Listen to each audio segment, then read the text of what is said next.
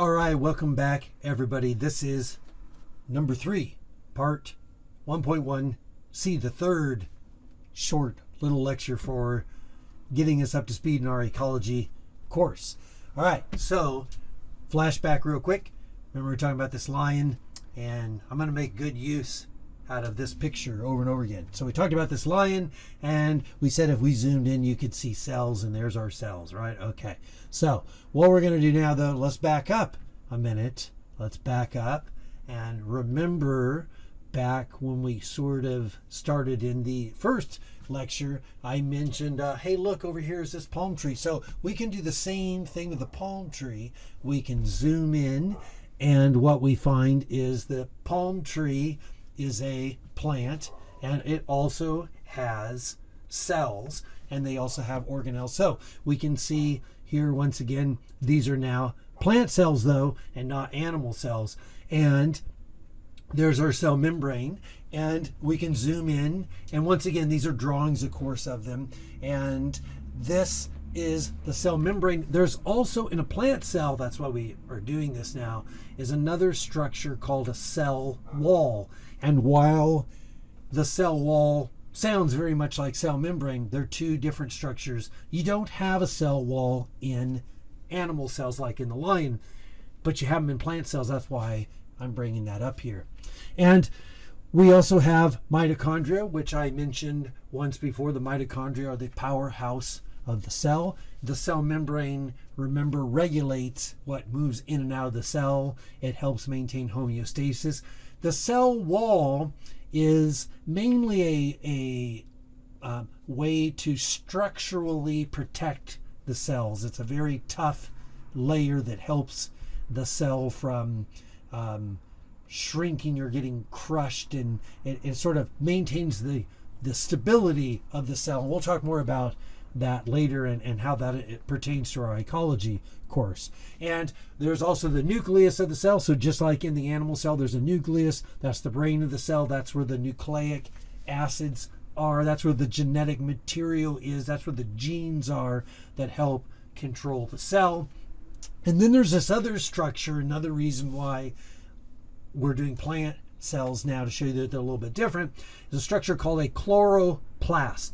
A chloroplast is about the same size as a mitochondria, but it has a very different function. What the chloroplast does, and the reason it's important, is it is like an energy exchange bank. It converts the energy from one type into another type. So what it allows us to do is it allows plants to take sunlight energy from the sun and then convert that into chemical energy.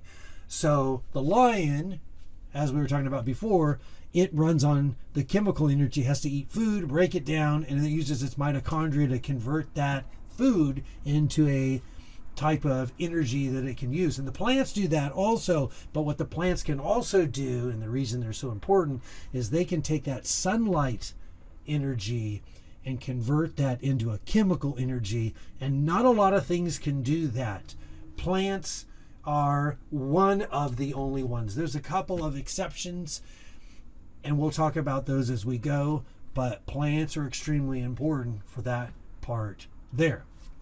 Now, plants also have this large container inside.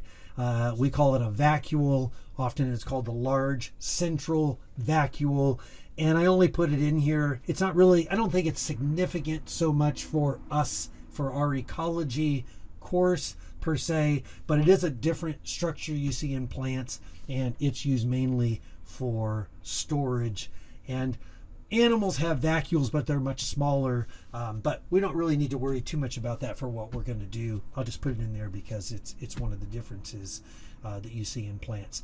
Plants also have ribosomes. I should mention, I don't think I highlighted them here in this picture, but we talked about those before, and we'll get to that later, and that works. So we can also zoom in once again, and what we're going to do this time that's a little bit different, we're going to zoom in, and if you look right about here, if we zoom in even more, so now what we're doing is we're looking at and my picture resolution, you can see at this point, is just getting terrible. So I'm showing you the cell membrane and the cell wall, but I'm zooming into the structure of the cell membrane now. That little circle, we're going to zoom into that, and that, you don't need to worry about that name of it right now, but in the cell membrane there's these molecules that are called phospholipids, which will make sense later on. You don't need to worry about it right now, but that little circle then represents this part right here, and then the little tails represent this part right here. So what we've zoomed into now is this is the molecular level, and at this level only the highest power microscopes could even see even just the most basic detail at this level. So these are very, very, very small, and that's at the molecular level. And so now the letters you see here, the C and the H, those represent different names of specific atoms, which you can probably figure out are carbon and hydrogen, and I'll explain that in the next set of videos, so we don't need to worry about that so much now. So if we're at the molecular level here, and you can see a molecule, the phospholipid molecule I was telling you about as an example, if I then zoom in more to where I can see the individual atoms that make up that molecule, that's the atomic level. And just for a frame of reference so you can figure out kind of the size of what we're talking about here, this width of the phospholipids, if you had two of them, they kind of pair up like that. So if you had a pair of them, the width of two of them is about 4 nanometers.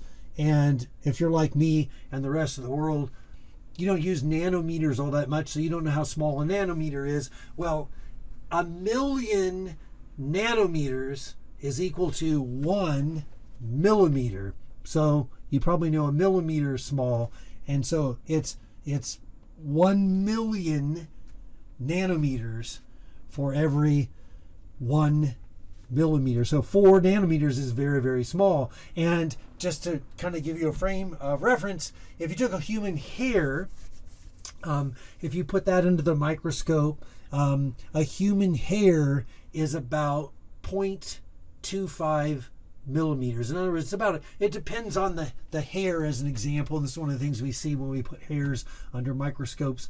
But a good size hair is probably around 0.25 millimeters, meaning that if you had one of those little tiny millimeter marker points, you could fit 4 hairs, and the width of the hair, not the length, but the width of the hair, 4 of those lined up would be 1 millimeter, and so you could get basically 1 million of these to equal basically your 1 hair, really, if you would, or your 4 hairs, I guess, in that case. But point is, what you need to get at this case is what we're talking about is at the atomic level.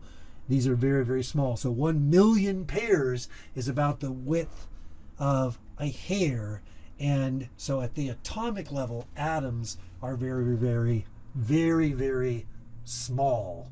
And we're going to need that, though. That's why we're kind of getting big picture and zooming in. We're going to need that to understand some of the ecology that we'll get to in a little bit. Now, just to show you, just like I did with the animal cell where I zoomed in, I showed you the spleen and the cells that were inside the lion. You could do the same thing with a plant. With a microscope, you could zoom in, you can see these individual cells. But like, for example, what you're seeing here, these are several cells. The little green dots are, so what you're seeing here, for example, this is like maybe 10 or 11 cells, and then each of those green dots is a chloroplast inside there. So we've taken our lion, and now we've taken our palm tree, and we've zoomed in, and so we've seen now animal cells and plant cells, and then we've looked at, if you zoom in those organelles, then you can see them at the molecular level, and then if you zoom in even more, you get to the atomic level where you're looking at individual atoms, and that's where we're going to stop. All right, I hope that helps and gives you a frame of reference for what we're going to do. Hope everyone's having a good day. and I will talk to you all very soon.